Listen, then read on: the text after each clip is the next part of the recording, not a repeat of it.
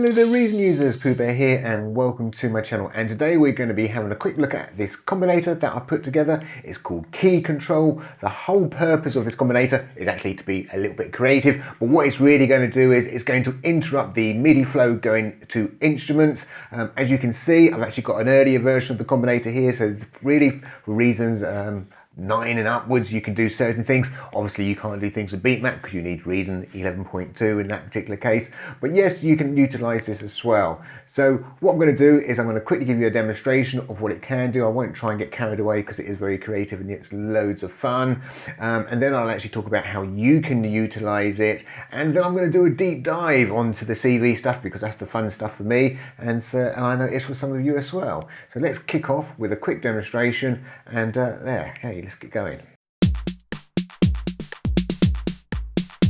Going to solo, so all you've got is the kick coming through, and then basically all in this combinator is there's an IDE 8, and that's the actual drum machine. So I'm not using any flash drum machine at all, and that's only got a stereo out, and so you cannot mute out or split out the sounds which are coming from it, but we can obviously interrupt the MIDI going into it. So we might want to say, hey, there's a snare somewhere, isn't there? Oh, there it is, there's a snare. I might say, hey, let's just mute that one snare out. We've also got this lovely little magic button.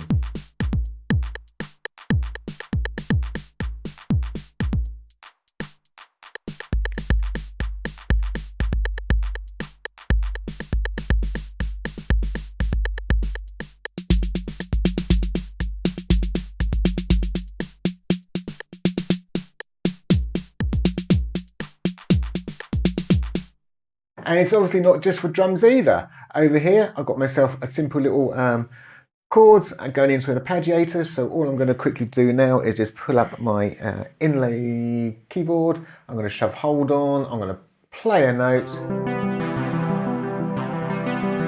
and have a bit of fun.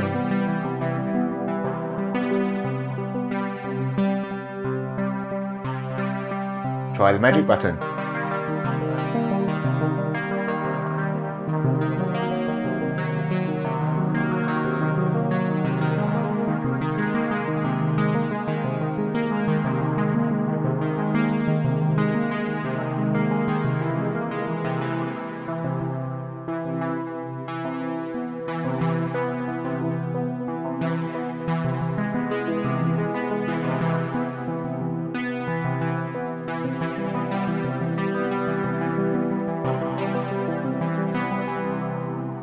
And I can get carried away with that because it's just so much fun and just so creative.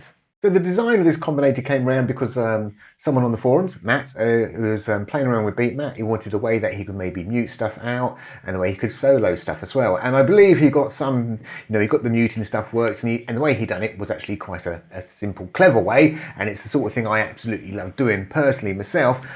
Keep it really simple, which was a simple case of we could actually use a button, especially in something like, it doesn't matter if it's the old combinator, you can do this in the old combinator as well, is where you can take, say, something like this C1, and let's actually change it when we hit the button to a C8, and basically we don't have any drum sounds mapped to C8, so it's equivalent of like muting it, and that's quite an easy step to do. But then I think he wanted to get down onto the solo stuff, and you can do what I call a true solo.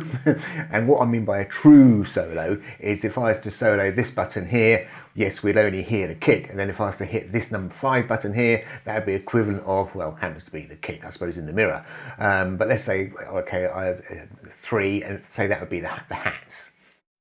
So it'll stop the kick and then it'll play the hats only. So that's what I refer to as a true solo. And then obviously we got the solos, what we're used to using really like in our mixer. So if I was to click solo on here and then click another solo, we can get 2 channels going. And that's the principle I actually went for when I actually built this. As I said, actually inside this IDE, inside this combinator, there's an IDE 8. It's only got a stereo output, so we couldn't from there mute or do anything with the sound afterwards. We had to interrupt the MIDI flow going forward. Let's actually have a quick look actually inside of what's really going on inside of here, because it is very straightforward indeed. As I say, there's what's producing the drum sound, nice and straightforward. And here we go, we got ourselves another scales and chords which are sitting on here. No chords are set up, so it's chords bit is turned off, and we just got ourselves a custom scales. Now for those who don't know, or for the quick way of using this, is all you have to do is just keep changing your instrument out. Just drop a new instrument on here and it'll actually work for whatever you want to do. So obviously over in this one here, if I click on devices, you can see I've got myself a Europa in the place of here. You may notice there's a name, sorry I'm jumping around a little bit, in here called Robotic and one called Thor. That's because in this version I'm using Thors instead of the robotic beans to actually do the CV to audio and audio to CV conversion. So if you don't have these devices, don't worry. In this version and in the version which I'm supplying for Reason 9 and above users, we'll be using Thor and some other free devices as well, so you don't have to buy anything. It's a freebie. It's an absolutely freebie. You can put whatever you want on top. Beatmap actually works really well. I think I've been experimenting with that, so I actually do like how that's been actually coming out.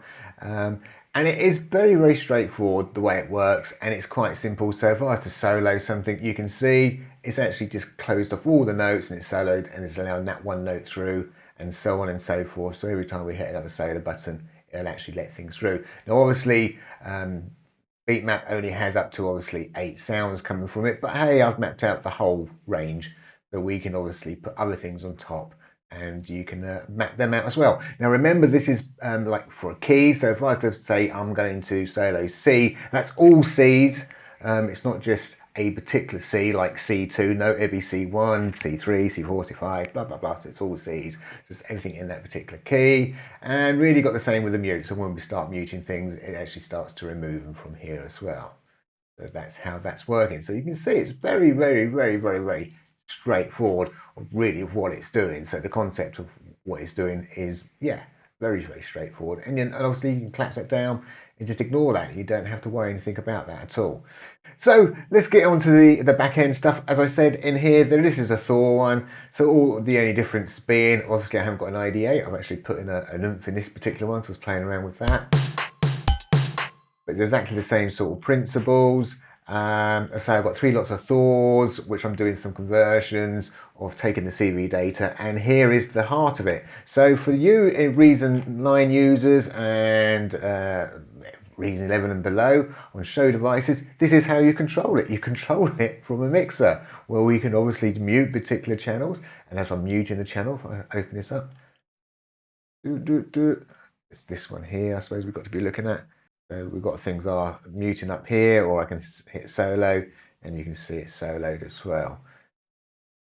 A little bit, I say, trickier. You just got to sort of learn what the numbers to the notes are, which is obviously very, very straightforward to do, and that's how you can actually manage it. Now, do remember you can control this straight from a MIDI keyboard. So if you give obviously MIDI input into this, you can actually hit your keys to do your soloing and your muting, so you can actually control it straight from there as well. So for you people who really like the back end stuff and who like the gubbins, I'll talk about this one here because it's slightly easier when we talk about the wiring, because obviously we've got a smaller footprint what we're looking at. So basically what we're looking at here, if you can think about it, is here's bits. So, you know, key number 1 is going to be bit 1, bit 2, 4, 8, 16, 32, 64, 128, 256, 512, 1024 and 2048. So it's quite straightforward like that, and then obviously we need to work out what the voltages are, and then I need a way of getting them voltages actually sent out, and for that I'm using the RVL, and here it tells you I've scaled it down by 0.1, so if you hover over this display you see that I'll come up with, let's try and zoom in there, let's see if I can zoom in there, there you go, hey. So I've scaled it right down to 0.01, so we're talking very, very small voltages that we're actually dealing with, and yeah, then I just set them. Then all I need to do really from there is on the back end side, is we're going from, yeah, there is, sorry, my system's been a bit slow today. So from the back end side, we're going into obviously the CV to audio converter. From the CV audio converter, we then go into the mixer. It's that straightforward, and then the mixer, we're coming out. Now, don't be, if you look at the mixer on the other side, you might be going, hey, there's no signals coming through here. There is actually signals coming through here. It's just that they're so low, they're just not showing up. So each one of these have got a very, very tiny signal coming through, and as you can see, it's going up and up and up. But don't worry about it going into the red or anything. That's just visual stuff. As we know, there's no clipping here at this particular stage. So we can obviously send that out, and then I take the output from here. Again, if I swizzle around to the back, here's my output, and I'm actually putting it into a audio to CV converter. As I said, I'm using the Thors to do that, so we'll have a quick look at one of the Thors. For those who've never probably played or done this before, I think this is a good Thor because this does both. It only does 4 at a time, so that's why I have to have so many Thors, because I can only do 4 ports at a time, and obviously we've got 12 notes, so I've got to have obviously 3 Thors. But this can also do the other way around, taking the audio and converting it back to CV. So if we quickly swizzle in here and then come down, it's quite straightforward. So my CV in, I'm going to push it to the audio out, and that audio out then goes down into the mixer, so on and so on and so on. And obviously the output, final output of the mixer is going to come in here, and I'm sending it out to output 1. Please ignore this next one down here. I happen to have that going out to a meter, because obviously I needed to get everything absolutely really fine-tuned and worked out, and to make sure it was all working. So I had that going off actually into my big meter in multi-modular, so because that does absolutely tiny voltages, and that's what we're dealing with. The voltages coming out here are absolutely tiny voltages, as you can see, you know, like 0.00024 of a volt, and that's going to turn the first key on and off. This will turn the second key on and off, and then it's just a case of adding these voltages together if you wanted all 3 of these keys on or not, and so on and so forth. And that's all it is. It's very straightforward stuff. May look complicated to anyone who knows any bit of programming. They're going to be very happy doing the bits, because that's all we're doing. We just turn these into bits. And by the way, bits for anyone else, it's just like a switch. It's either on or off. Is the switch on or off? Is the key? Am I pushing the key on the keyboard on or off? And it is that kind of straightforward, and that's what computers are. They're just like thousands and millions of switches, millions and millions of switches, to be honest with you.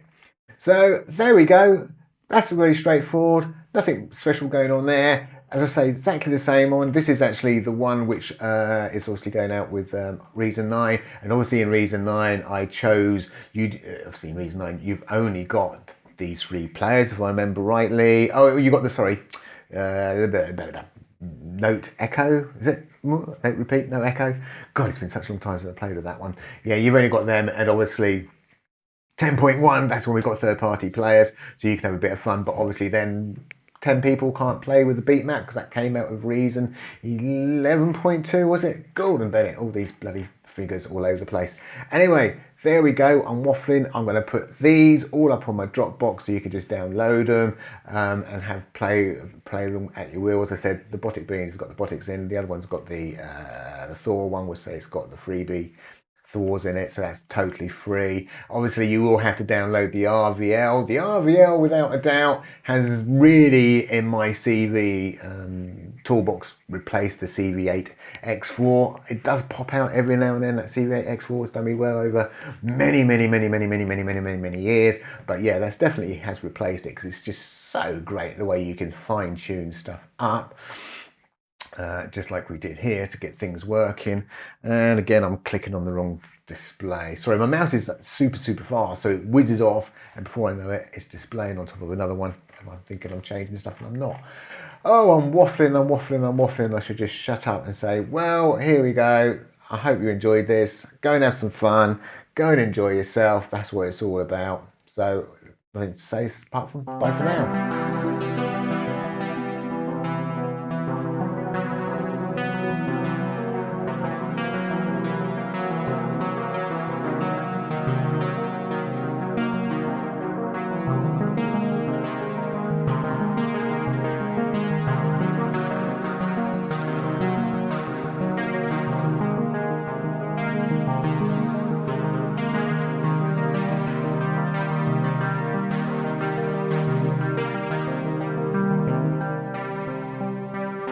And if you're really wondering what the magic button really is, it's nothing more than the filter notes. Turning that on and off. So a bit of magic, we filter the notes so it collapses them and plays the nearest note. If not, we block it. All that's doing. Simple, isn't it, when you know how? Anyway, bye for now.